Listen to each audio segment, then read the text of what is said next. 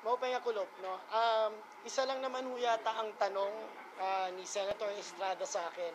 Bakit ko po nilagay sa Mandaluyong yung pondo? Because po, pwede naman. Unang-una, 23 million lang po ang binanggit niya sa 6 na taon ko pong nakaupo. Hindi ho niya chinek na halos lahat po ng LGU meron po. Hindi lang sa Region 8. Yung pong nangangailangan ng mga pondo ng LGU, nabibigyan din po natin yon. Nabibigyan naman ako ng regular kung magkano yung allotment ng isang congressman. Years so, lahat ng probinsya po, lahat ng munisipyo sa Region 8, meron po yung proyekto galing sa Anwaray. At napag-uusapan na rin lang po natin yung port. Siguro po nandito lang naman tayo sa house. Pwede po natin tanungin lahat ng guards sa north at saka sa south. Sino po ba ang pinakamaraming pinupuntahan na mga pasyente dito? Sana ho, binanggit na rin nila na may 30 million sa National Kidney, meron po tayong 35 million sa scholarship. Sana po kasama yon.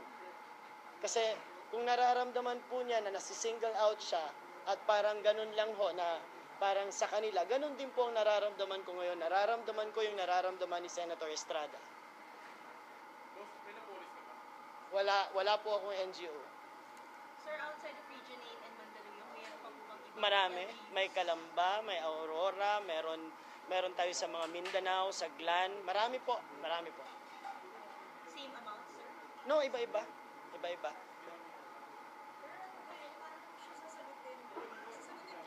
Nasa process ngayon kasi nasa special audit report. So, merong irregularities na nakikita. Binigyan tayo ng pagkakataon na nakita yung report at kailangan namin sagutin kung may irregularities po. 23 po na sabi nga po nabanggit na meron naman pong mga projects na binibigay outside of your PDAF. Kasi kung susuruin din niya pong mabuti, lahat po ng PDAF ko nasa Region 8 at nasa mga hospitals at saka sa CHED. Yung 23.5 million no, na nasa Mandaluyong, dito po, naghahanap ka po ng parang makakatulong sa inyo na LGU dahil marami pong waray dito sa Metro Manila. Hindi naman ho magandang ilagay natin sa Malabon na sana malapit dahil doon po nakaupo ang nanay ng mga anak natin. No?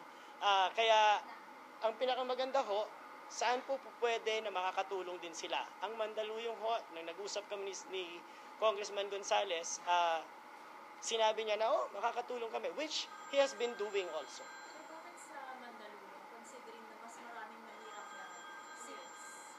Oo, pero kailangan kausap mo doon yung LGU na magdi-disburse ng fund.